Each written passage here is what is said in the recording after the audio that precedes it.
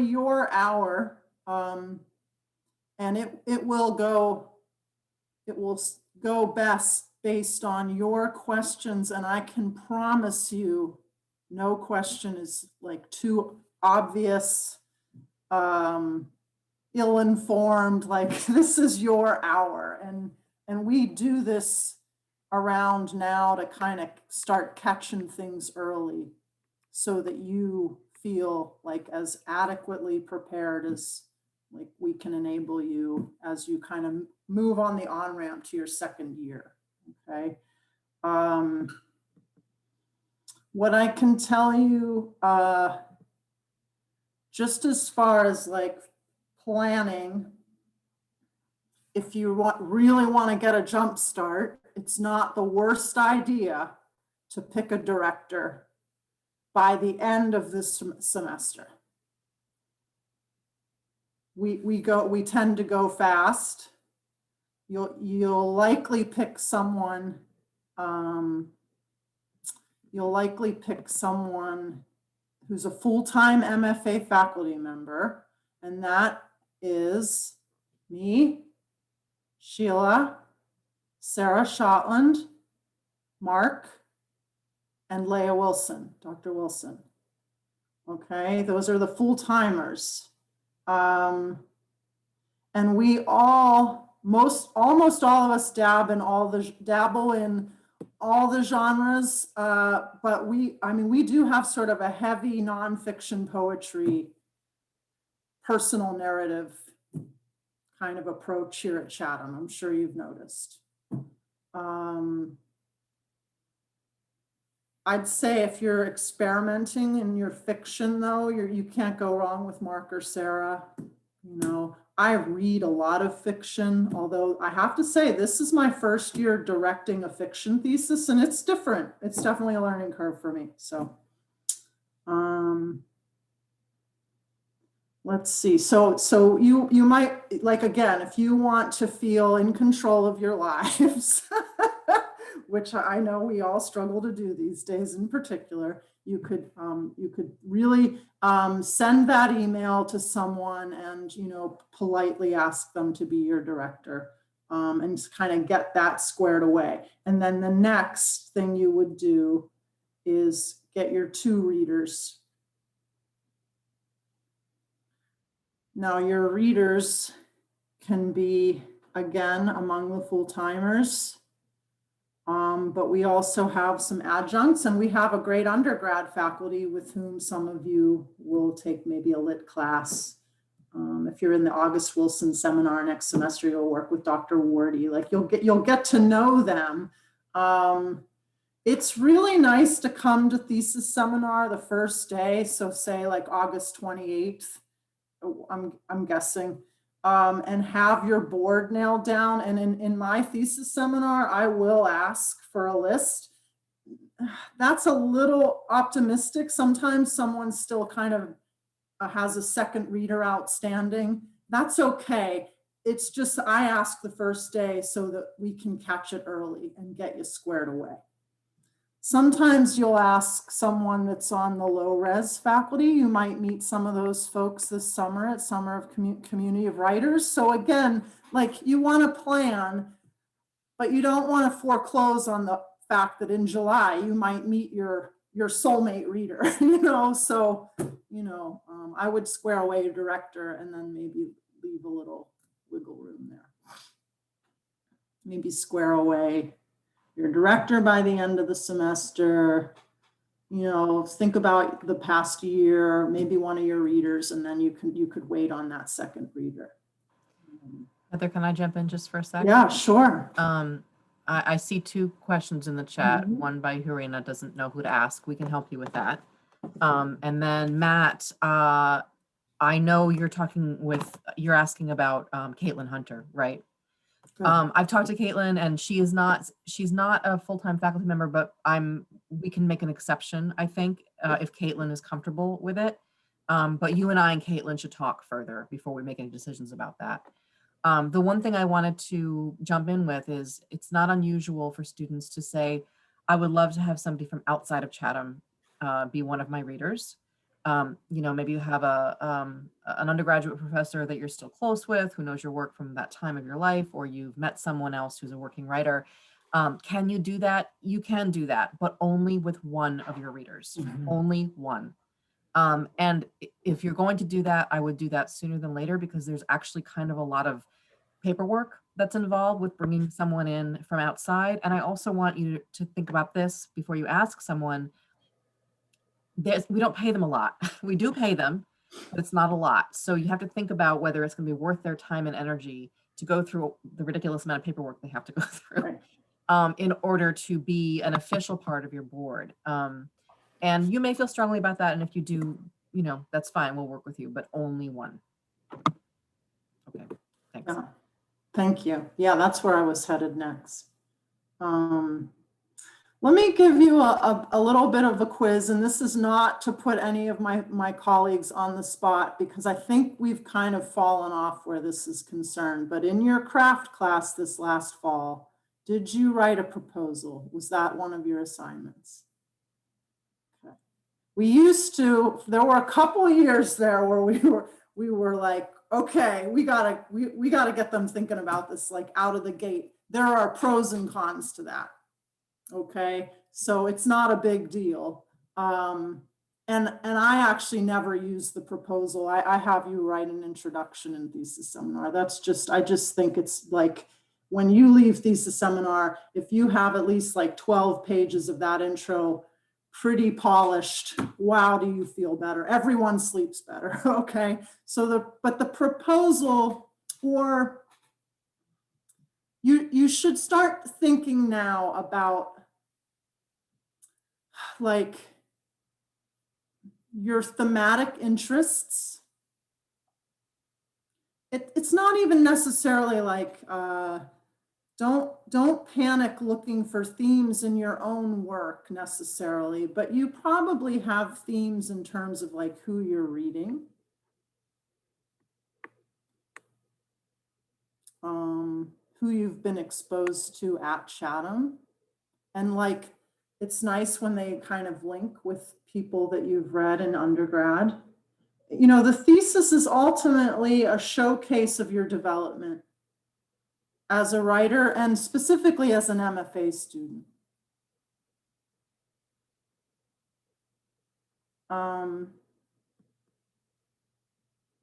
But don't worry. Like, I think poets get really bogged down on like themes, like topics, like I have to have a concept album. You don't. You're the concept. It's okay. But you do have an aesthetic, and you do have a style, and you know how to talk about it because you know how you've had readings, and you've had craft, and you've had at least one workshop.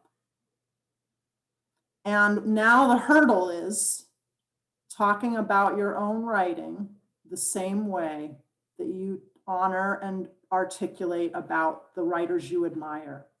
And that is a hurdle, and that's okay.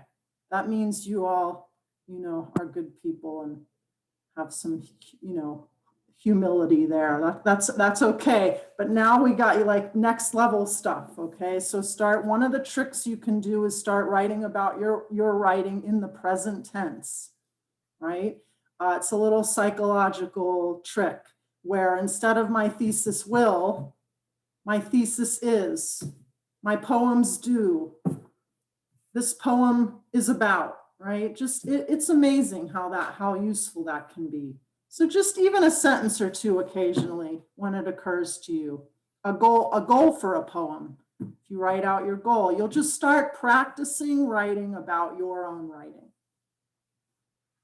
And again, we used to kind of build that into craft, and it's not a big deal if you didn't, but it's, if you're up late with nothing to do, you could start fooling around with this. Right? You'll do a lot of it in thesis seminar.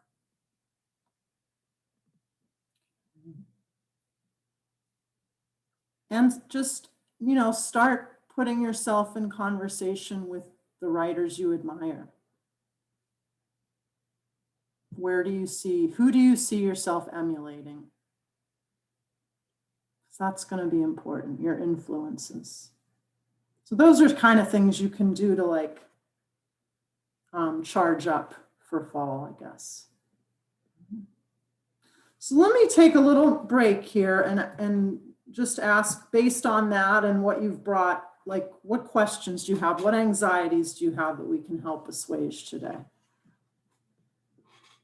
Arista.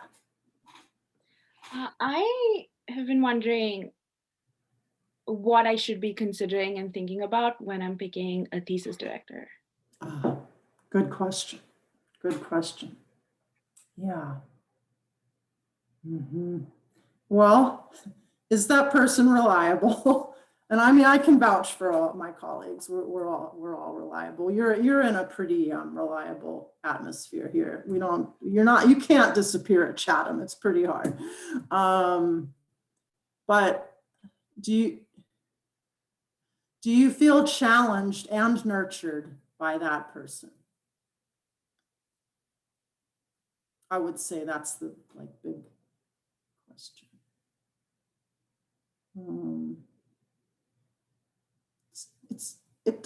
You don't have to aesthetically line up.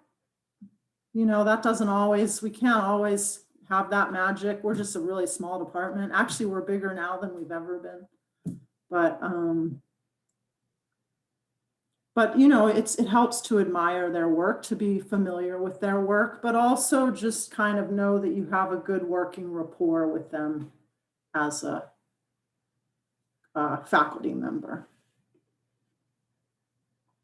It helps to have taken a class with them. That isn't always the case, but it is hard to play catch up for the director if you haven't ever had them in a class. I will say that from experience. We can make it work, but yeah, but I would say that challenge nurture combo is really nice and useful. Questions? That was a good one.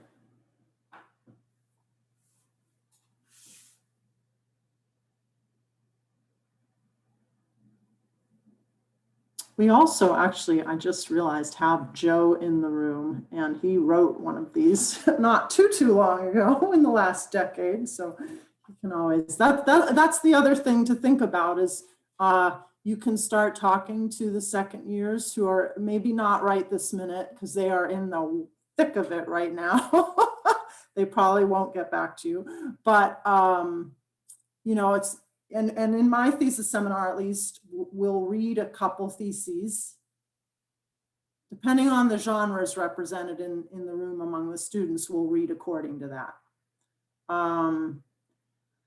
But all the theses are PDFs through the library, and you can just go, if you make sure to click that you're searching the catalog and then search by last name, or you can get a sense. I almost always recommend Cedric's as a thesis to look at. One, he's here now, and it's really, he's available, right? For you to ask him about stuff. Also, his director, Sheila, you have a lot of opportunities with that particular thesis. Sheila was his director. I taught him thesis seminar. It was a particularly strong group that year. And it's a near perfectly formatted thesis. And we'll go over formatting in very draconian ways in thesis seminar, but it does matter, your presentation and your formatting does matter. You don't want that little stuff to be the reason that you don't get accepted for publication in a journal. So it's good practice. So you can search, Cedric Rudolph in the library PDFs and look at his thesis and get a nice sense. Now that's for poets. Jill, are you doing nonfiction? Fiction for my. Oh, I'm sorry, fiction. And Matt, is Matt doing nonfiction or fiction? Nonfiction? Nonfiction. Okay. And Urena, what genre are you doing? Either fiction or non, but I'm not positive at the moment. Okay. Well, I'll shout out a couple fiction theses that I tend to use. Katrina Otonye's nonfiction Oh, so good. Can Love you that spell thesis. that in the chat? I sure can. She graduated maybe 2012.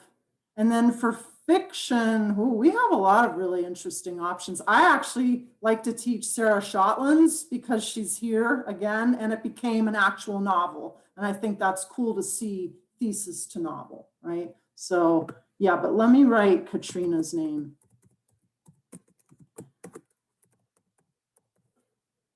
Yeah, so those are some prose options. And you can always email me and, you know, whoever to ask for recommendations about this stuff.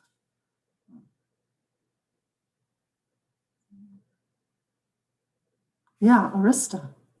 So this is, I recognize, a little early for this question, but I guess what happens if you make it through the fall or halfway through the fall and then decide you hate your entire idea?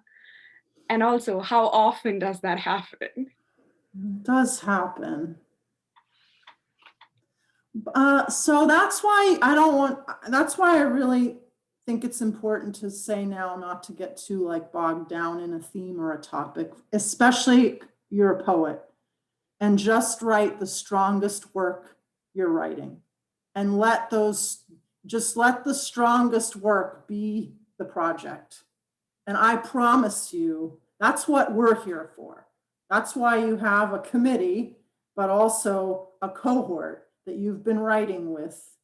And when you get to thesis seminar in the fall, you start hearing from your peers. And in fact, I start hearing it too, in ways that no one else knows about.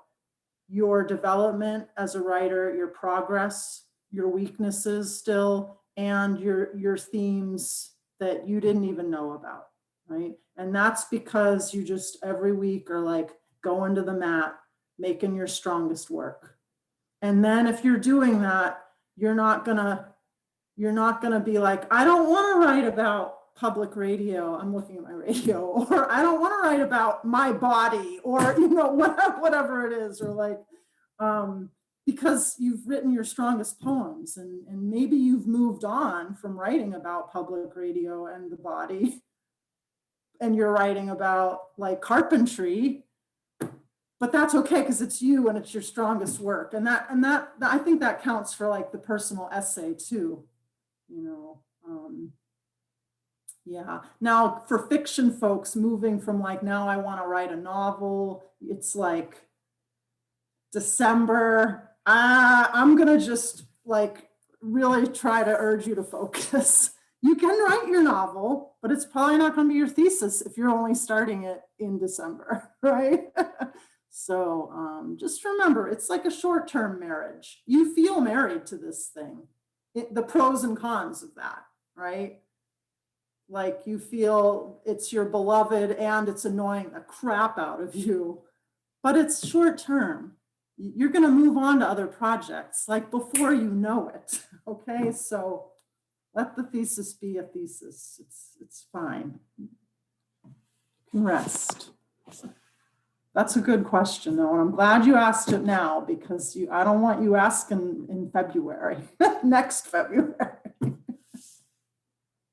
You all have work that you've already written that will Right. be in that will probably be included in your thesis, and you'll write more this summer. So I completely agree with Dr. McNaugher. It is you write the strongest work you can. Don't let a concept get in your way. You don't have to conceptualize it. I also sometimes when I'm directing, I will tell my thesis students that the thesis is a performance. It is you performing the ability, your mastery of the craft of your genre. Mm-hmm. So, you know, we're not looking for it to be a book. It is a thesis. They are different genres, right? It's for you to show us that you deserve this degree. Mm-hmm. Do you agree with that, Dr. McNaugher? Yeah, for sure. Okay. Mm-hmm. Occasionally it becomes a book project, yep. And that's great when that happens, but that's a very distinct enterprise. You don't have to worry about that. Mm-hmm. Right. Mm-hmm. That's extremely helpful because I was definitely thinking about it more book-like Mhm. in terms of cohesiveness. Yeah. Well, for poets, it's a little muddy because for prose writers, we're asking you to write up to a page number that is never going to be a full length prose anything. But for poets, we ask you for 50 poems, and that actually is a full length poetry collection. It's on the like small end, but you could call that a manuscript, poetry manuscript. So I think that's sometimes gets a little cloudy. So Mhm. yeah. You're also going to be preparing for a thesis board, and people get real jammed up about that. But you've been practicing, even this right now is like us practicing talking about writing. And remember, we love writing. And it's less a defense and more a conversation. And it's your opportunity to spend an hour with your 3 hand-picked writers supporting you, and you ain't never gonna get that again. Okay, so if there's any pressure, let it be like a lovely pressure, a supportive pressure. Yeah, Jill. That's my question. Can you from start to finish tell me what that is? I don't even know. Sure. Yeah. It's an hour long, usually about an hour long. Like your defense, again, I'll put that in quotes. It's at the end of your second year. So it'll be like the first 2 weeks of April usually. And you give some oral remarks regarding your thesis, regarding your process, challenges you may have encountered, how the project changed, pinpoint, again, put yourself in conversation with an influencer too. You only have 10 minutes and it goes faster than you might think. And then your readers weigh in. You've heard from your director at this point a lot. You're actually probably mad at your director at this point if things are going well. You usually spend like March really mad if we're doing our jobs. I remember Sam Smith. I just looked, I was like, you're really mad at me right now. And she was. It was cool. It was fine. She produced, I think it was best thesis that year. So I have no regrets. So you hear from your readers, you get to ask questions, you get asked questions, and it just is a conversation for an hour. Where, at the end of the hour, 99.999% of the time, we welcome you back into the room after having chatted about you for a little while, for like 10 minutes or 5 minutes, and congratulate you. If you're not ready to be in that room, your director should make that clear before you scheduled that day. So you'll be ready. Absolutely. I think the typically what can happen after the board, you might come back into the room and most of the time we will say, these revision suggestions are for later. They're for when you come back to this manuscript after your MFA. But you might get some commentary about, in order to sign off on this, we need you to fix these formatting errors, or maybe go deeper in this one area of your introduction. So those are generally the kinds of revisions that you'll get that will be like your graduation will be contingent upon, but it won't be huge developmental changes. Like Dr. McNaugher says, we will not let you get to the board if your thesis is not ready to pass.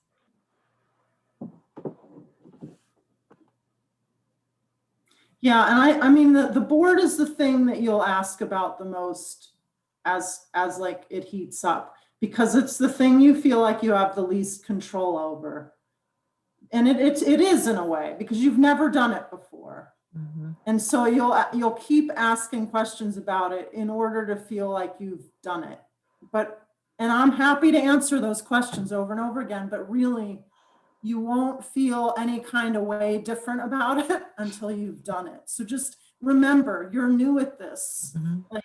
Mm-hmm. You haven't, it's fine. Like allow yourself to be new, be Mhm. kind of an emerging writer.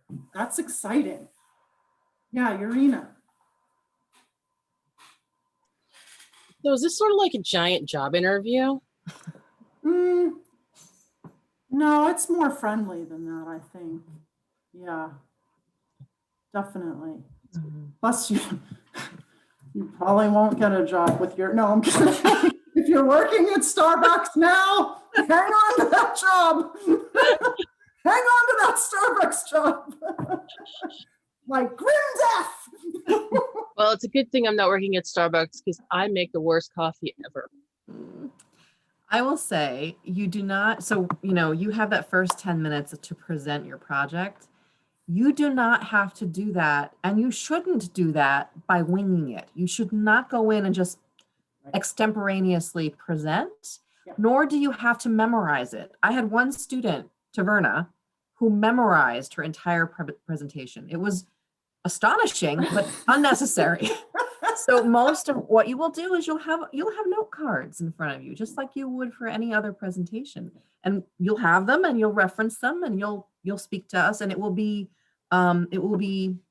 polished, but not like a job interview. No, you'll take it seriously, but you'll be yourself.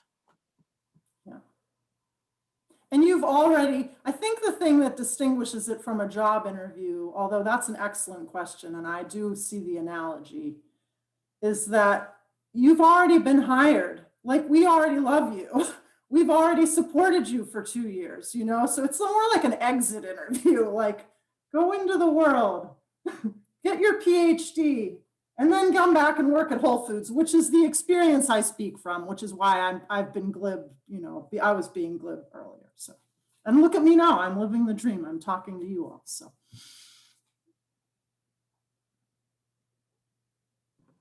Can I explain a little bit about how the spring semester works, or do you want to, Heather? Please. No, go So- for it. Okay, so you in the fall, you will all be in one of the 2 thesis seminar classes, one taught by Dr. McNaugher, the other taught by Sarah Shotland. During that time, during that class, you will be generating work towards your thesis and getting feedback from your peers and from your professor. You'll be writing that introduction, right? That, or at least getting a jump on that introduction, a draft of it together. Yeah. And it will be an intense and wonderful experience all the way around. And then at the end of that semester, at the end of the fall semester, your professor will send you and your director, whoever that might be. Sometimes it's going to be the same person, sometimes not, but they will send you and your director some kind of a communication, an email, like letter that says, here's what I saw in your writing. Here's where I think you still need to spend some time to get, just so that everybody's on the same page. You will then send whatever material you have already written towards the thesis to your director at the end of the fall semester, so that they have it over the holiday break and they can look at it, so that when you get back in January, you'll meet with them and then you'll set up a schedule of meeting. And I think Dr. McNaugher and I do it opposite. I think you meet with them every week for the first part of spring when you direct, and I usually meet every other week. And then I switch to every week as we get closer to the board. But basically, you're meeting in person or whatever, virtually, I hope not, with your director every week or 2 weeks to with more material, more revisions, getting that project up and ready to go. And then when as you get closer to your board date, which you will figure out early on in the spring semester, and you'll do that by contacting your board members and figuring out a date that works for everybody. We usually you need to give your board, what do we say, Heather? 10 days? 10 days.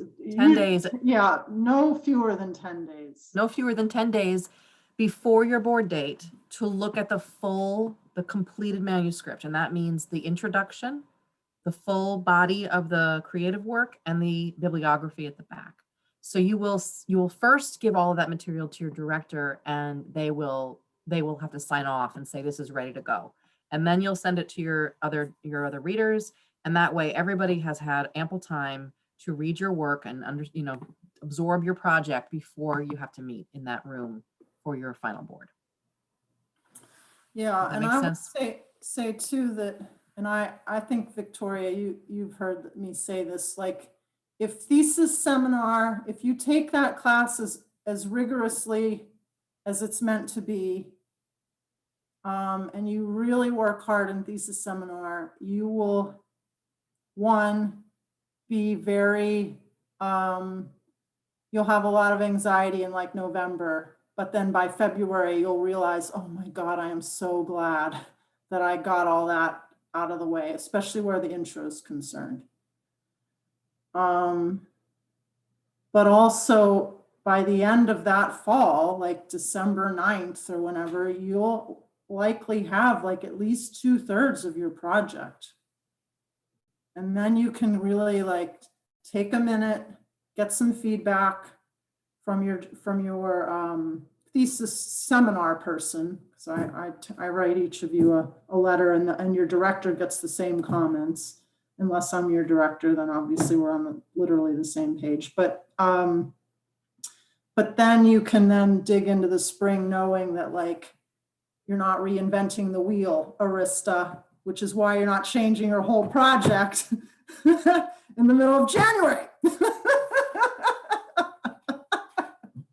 I hate decision making. I would never change that. I was just anticipating, but I wouldn't.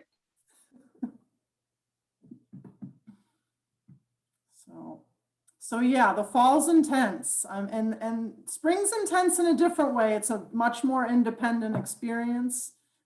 But we are writers, I suspect, because we're loners who crave connection. So make both those things work for you in this project.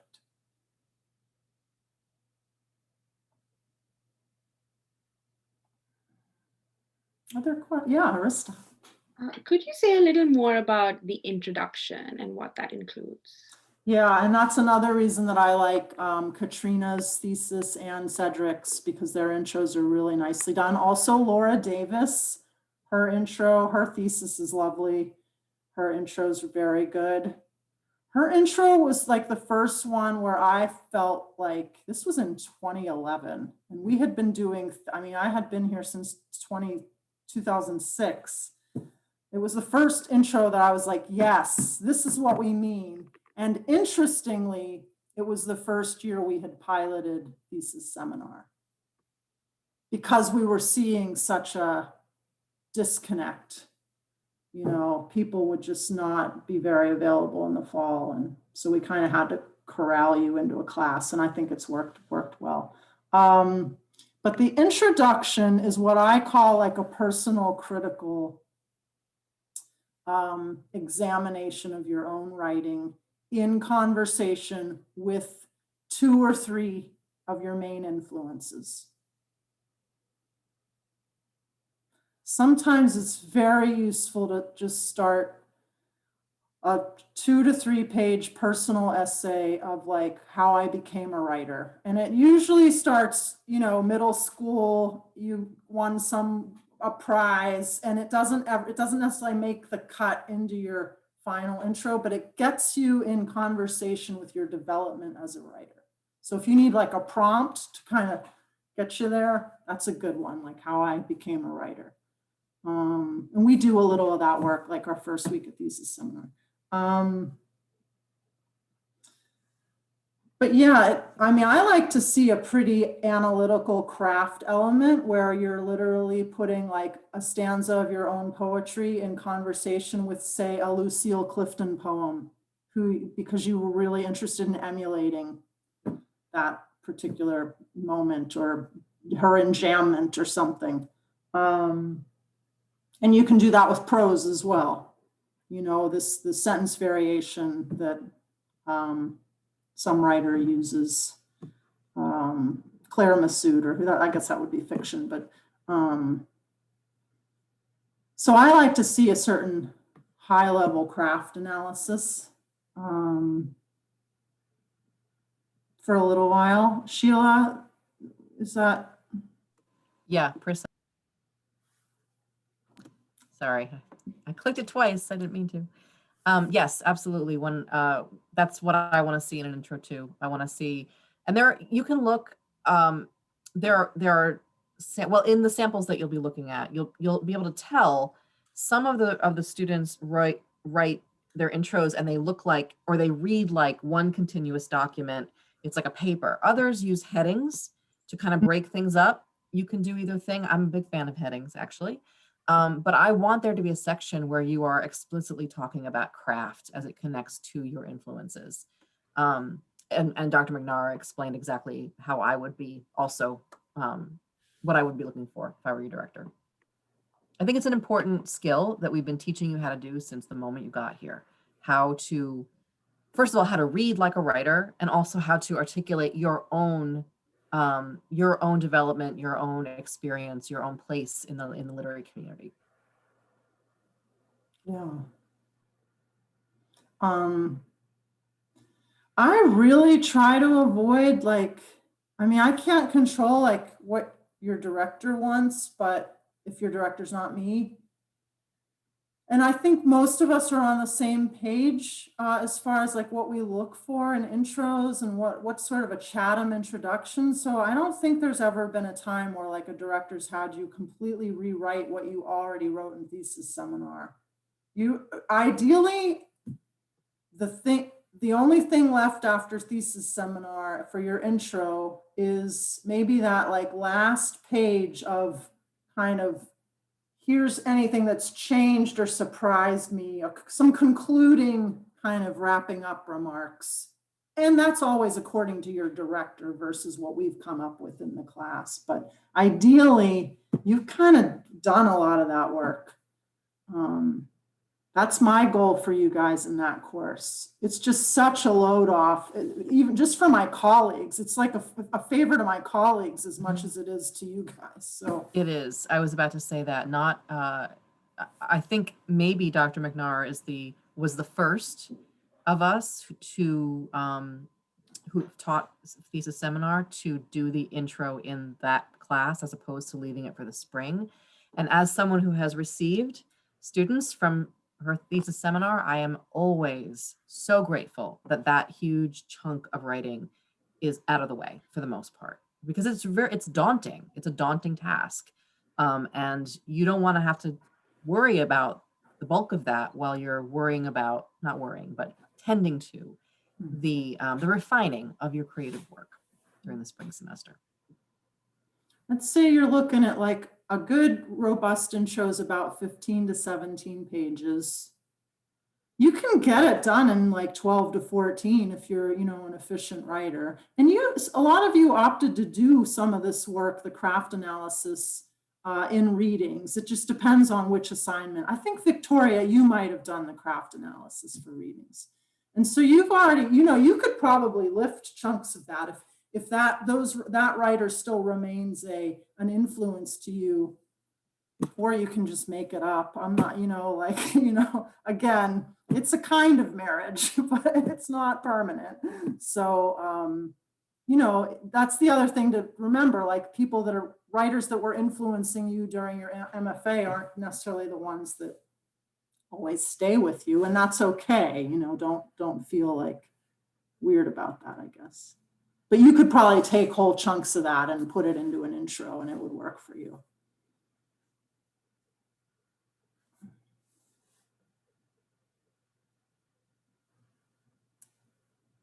Other questions? Yeah, Victoria. I feel like I should know the answer to this, but I'm going to ask it anyway because I'm not remembering. Is there anything written that is due by the fall? And if so, what? Like, do we need to have any written material turned in to you all in any capacity by fall? Okay. No. You should come ready like that first day of thesis seminar to start, like hit the ground running and be in generation mode for sure, and honoring and willing to revise the stuff you have generated or polish it up, but no.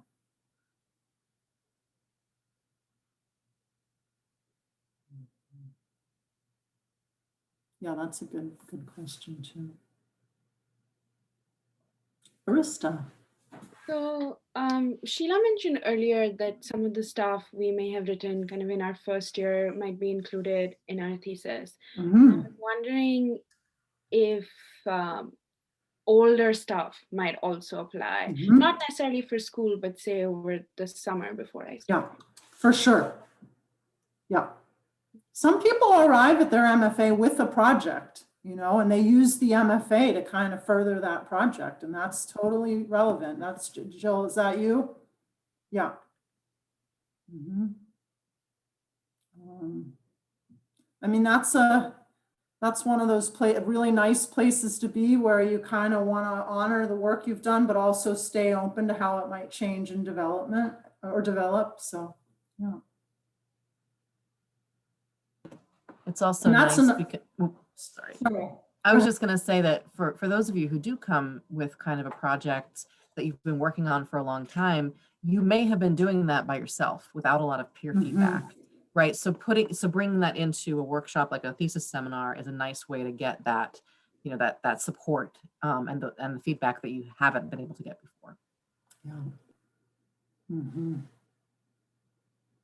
Yeah, and also you have a great jumping off point to your intro, which is, I arrived at Chatham with this in mind, colon. And then you can, that's the like elevator pitch, right? Like, this is the sentence that describes the project. And then the whole next paragraph could just be how that's changed or stayed the same, I mean, so there are prompts that we do in thesis seminar in particular to kind of tap into that.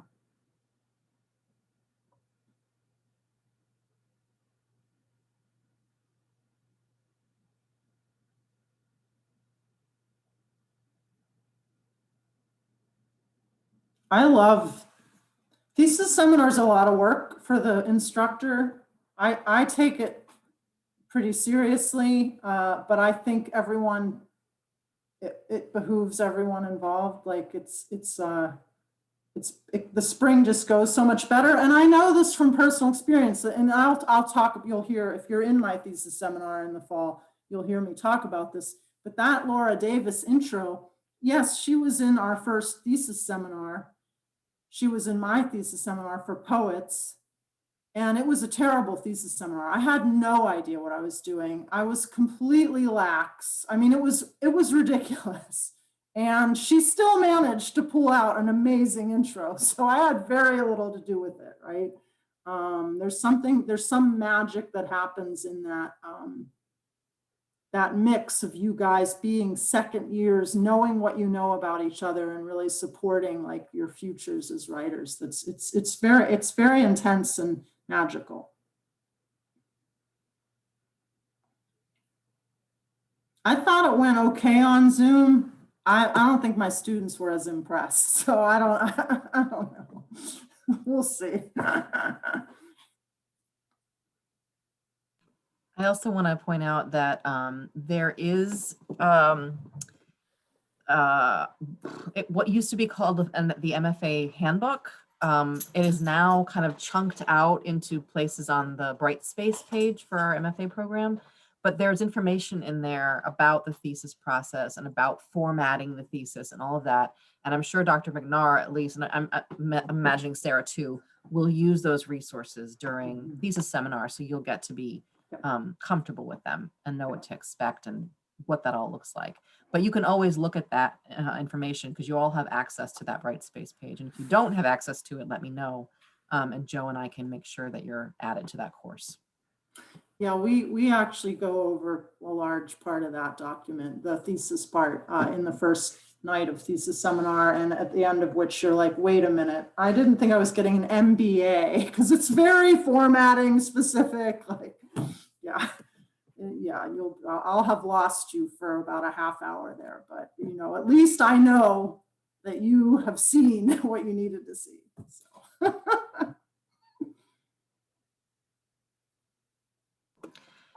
Another document that will be of interest to you is potentially is our list of mentors and adjuncts who often work for us, you know, for the thesis readers. I can, and it's updated to include people's bios so that you can kind of get a sense of what they do in their work. That is, I believe, also on the Brightspace page, but I will have Joe send that out as well to all of the second years so that they have it in case you need to access it or to access those folks.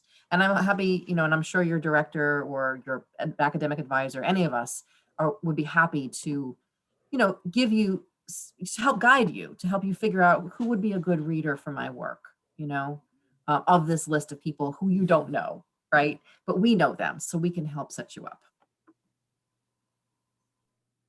Yeah, and many of them are already on kind of payroll, like have already been through that whole process. And but again, you know, there is always the option of you choosing outside. But we have a pretty robust, between the low res, adjuncts, and full time, you shouldn't have a problem picking your people.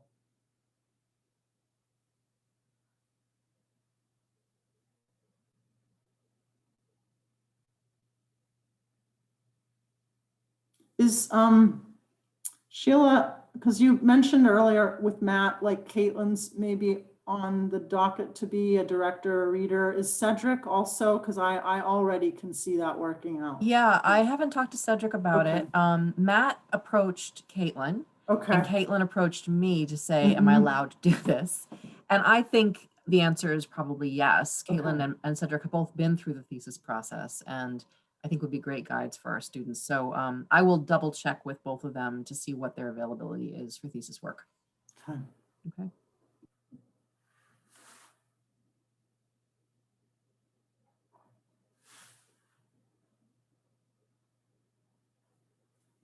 Other questions?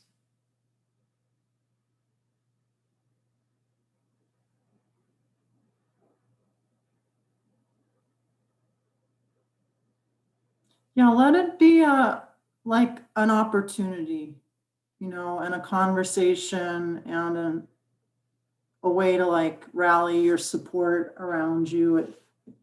That's really the purpose of it. I know it's like anxiety producing and daunting, but and of course the people that are already worried about it are the people here and the people that will be just fine, probably, I suspect. Yeah, Jill. Oh.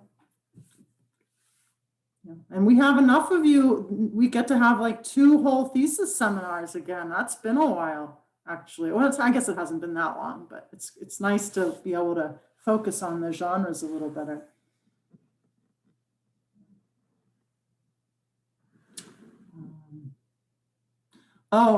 Yeah, they're in the library. So here, actually, let's see. I'm going to share my screen and kind of go through the JKM library.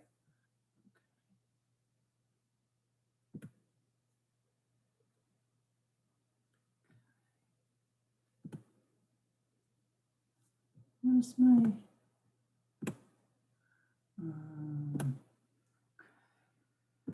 so Jenny King.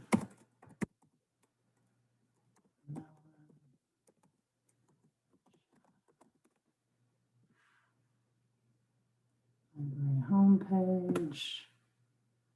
Okay. So the important thing about this that I have found is you want to make sure you're clicking the library catalog. Because otherwise, you're searching everything under the sun. You're basically in Google. So for instance, Rudolph, and maybe I should have been more specific there actually now that I think of it, because there's probably a lot of Rudolphs. So let's do Cedric.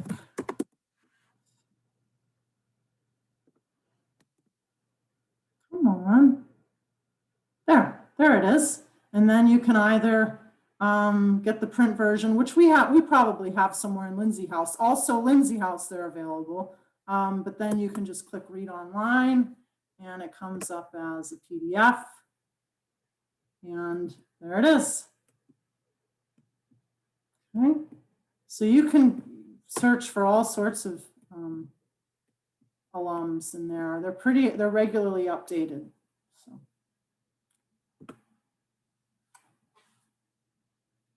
I think there's also on that front home. Sorry. I think if you scroll down a little bit on that homepage of the library, there might actually be a button that says like capstone and thesis projects that will take you right into that space. Yeah. But Yes. you can get there either way.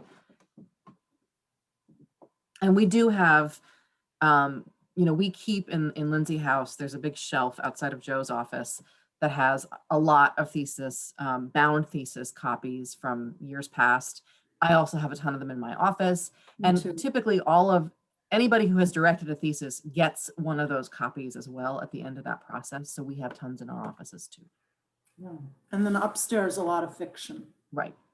Just because that's where we had room, and that's where Mark lives, and he for a long time was like our only fiction person. So. Yeah, I suspect as of last year, they probably don't even do paper copies and bound copies in the library anymore.